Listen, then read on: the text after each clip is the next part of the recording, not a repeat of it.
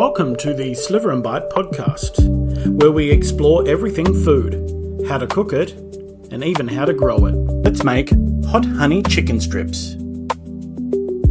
You can dial up or dial down the spice to suit everyone. I'm using chicken breast. However, you can use whatever part of the chicken you like, such as just the tenderloin or the thigh. Because I will be velveting this chicken, it won't matter, it'll all be tender. I'm just trimming off some of the fat, and in this particular case there was a little bit of bone left. And then I am going to cut down the tenderloin and put that in the bowl, and there is usually just a little line of fat through the center of it, so just removing that, and then cutting the rest of this chicken breast into strips. So that it cooks evenly, you want to make sure that you don't have too big a pieces in there. Otherwise, you may need to finish the chicken off in the oven, which is a great way to keep it warm and crispy.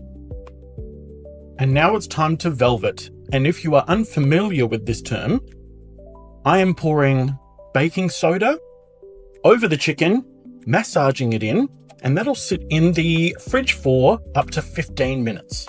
This will tenderize your chicken express for you. This is used in a lot of Asian restaurants. You want to make sure that every bit of the chicken is covered in the baking soda and then covered and refrigerated. Make sure you don't exceed 15 minutes, otherwise you stand to have the chicken turn to mush.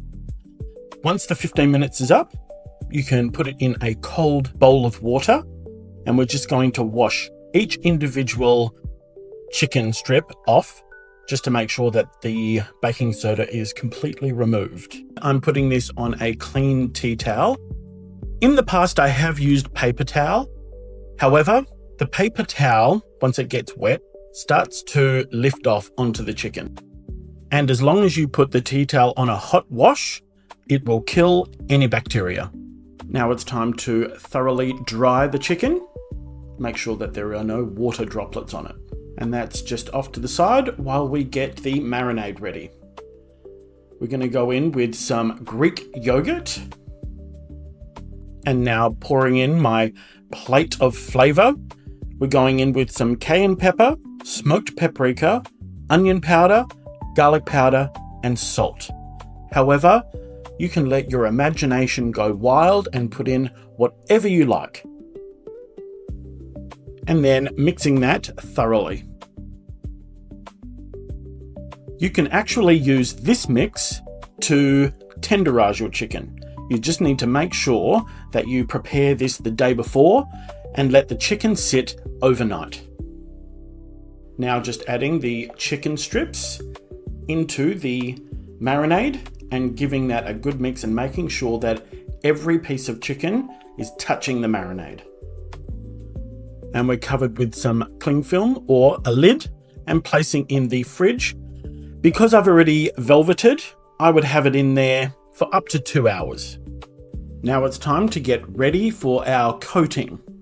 I have some self-raising flour and just sprinkling over some corn flour. This will assist in crisping up your chicken. And then this plate of taste is hot paprika, salt, pepper, cayenne pepper, and some oregano. And mixing that well. And whilst I've been preparing that, I have had the oil on, and I'm bringing that up to approximately 170 degrees Celsius. You want to make sure your oil is at the right heat. Otherwise, you stand to overcook the outside and have raw chicken on the inside. So now we're going to get the dredging process going. So just picking up a piece of the chicken, wiping off just a little bit of the yogurt coating, and then rolling that around in the dry coating. I'm using a fork and some tongs here. However, you could use your bare hands or you could glove up. I have a wire rack over a baking tray. This will go into the oven and that will allow the inside to cook and also keep the outside nice and crispy. Once you drop the chicken into the oil, you want to make sure you don't go ahead and touch it too soon. You want to make sure the coating crisps up enough that it doesn't fall off. And also going in with my digital thermometer just to make sure that the temperature is at the right temperature. And you want to make sure that it's not too hot, because that can also create trouble in the kitchen with smoke and possible fire. So you've got to be careful. And then safely retrieving that from the oil and letting it drip on the drip tray, and then going in for a second round. And just a side note, you want the internal temperature of the fattest part of the chicken to be 74 plus degrees Celsius or 165 degrees Fahrenheit. And getting ready to plate up, I'm just putting some of my homemade ranch dressing into a bowl next to the bed of rocket, just retrieving the chicken from the oven and then plating that nicely around the ranch and on the bed of rocket, which is of course not necessary, but looks great if you're serving to guests, but also prevents the chicken from sweating. It is succulent. It is so beautifully soft and juicy. Now getting some of my hot honey, which you can click the link above to make your very own, and drizzling over and dipping into some of that ranch. What a dish. And easier than you think. Thank you so much for listening to this episode of the Sliver and Bite podcast.